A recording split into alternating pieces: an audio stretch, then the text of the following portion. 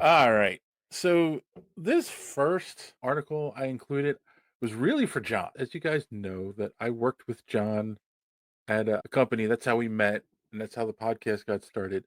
And when I met him, he not only was obsessed with dragons, he had dragon statues and art all over his cube. He had pictures of Toothless and stuff from How to Train Your Dragon. He is a giant How to Train Your Dragon fan. So I didn't realize the trailer had dropped this week until I went and saw Captain America, and it was one of the trailers that played before the show. So do we want to talk about it, or do we want to wait till John's here?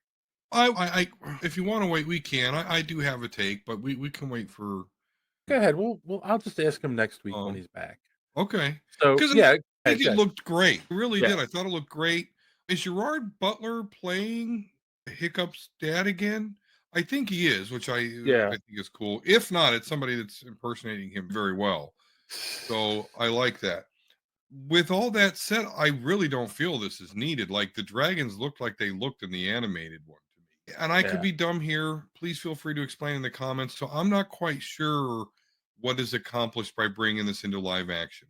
Unless, of course, it's because whomever is in charge believes that there's an additional audience they can gain from it not being animated, which I get because my wife is that way. My wife, animated equals kids. She walks in a room and just, if you've ever seen disappointment, I've seen it before. Anyway, so with that said, I thought it looked great. I don't know. It's spoiled for me already. Like the whole remake stuff is getting ridiculous. And I don't I know. feel like the original movie came out 15 years ago, and Right. there's definitely a thought process of the 8, 9, 10-year-olds that saw that movie are now 25 and are more likely to go see a reboot live action movie.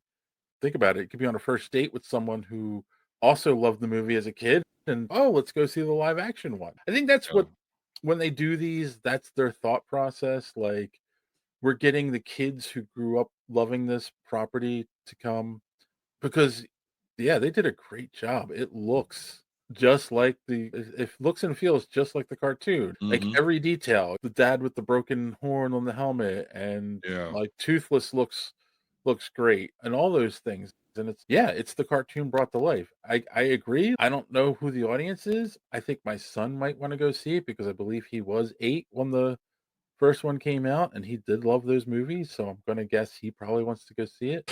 Though Kassan has a good point. Bankrupt creativity, the concept of a cash grab, yes, of course. And I'm okay with that. Maybe it is a cash grab, but I personally have nothing against cash grabs if people give the cash. You know what I'm saying? So there's a reason for cash grabs because they're working, they stop happening. So Exactly.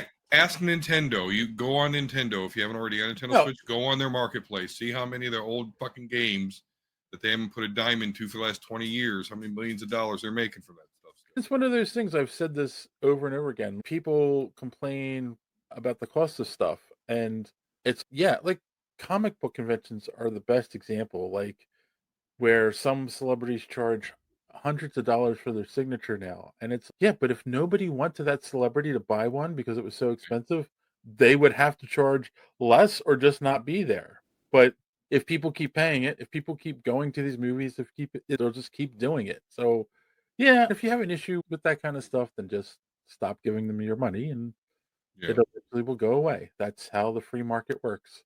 Yeah, truly, even for its simplest form. Like I used to work with a lady, older lady, and people would want her to make chocolate cakes, and she just kept rising the price, $50, $70, $80, and she's just it got to the point where I couldn't refuse $100 per cake. Like people would just pay it. So yeah, it is what it is there. So Thrawn says, "Doesn't the kid lose a hand like Luke?" No, he loses a foot, and Toothless is the dragon, and he's part of his tail is missing. So that's what their bond is. Like he creates a special thing for Toothless so he can fly with the broken tail wing, and his peg for his leg fits into that perfectly. So Mhm. he's locked into Toothless, and that's what creates their bond and their relationship. So it's a great story. It really is a great story when you think Yeah, about it.